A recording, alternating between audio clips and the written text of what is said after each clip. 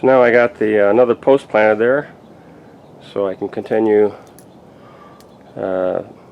laying fence boards, setting up fence boards from here to that second post. And there's one more post over there I got to set. So here, this gate, which is falling apart by the day, this gate is hinged on the right, and there's a latch on the left there, and it opens out. I think gates typically to enter a backyard from the street, they open out. So if I want to put a post right next to that red post here, that's the original fence.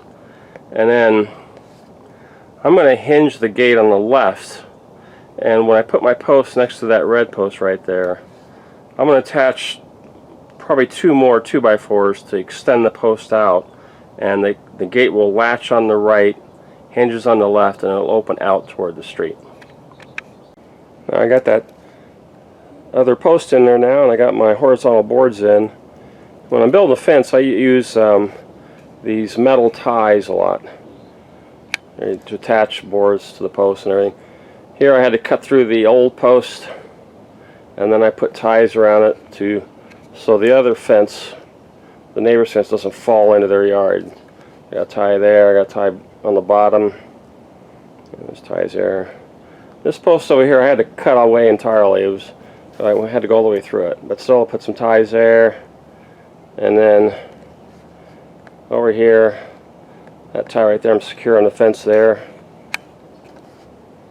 So my fence is independent of what was the original fence, but I secured the original fence so it wouldn't continue its trajectory of falling over, basically.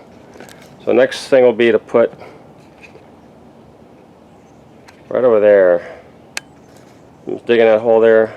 Put two posts, not just one, so it gets some backing coming away from there, so I can when I replace that gate, instead of the hinges being on the right side as we're looking at it here, the hinges are going to be on the left side and the latch will be on the right side. So I need that two posts so I can attach the latch for the gate.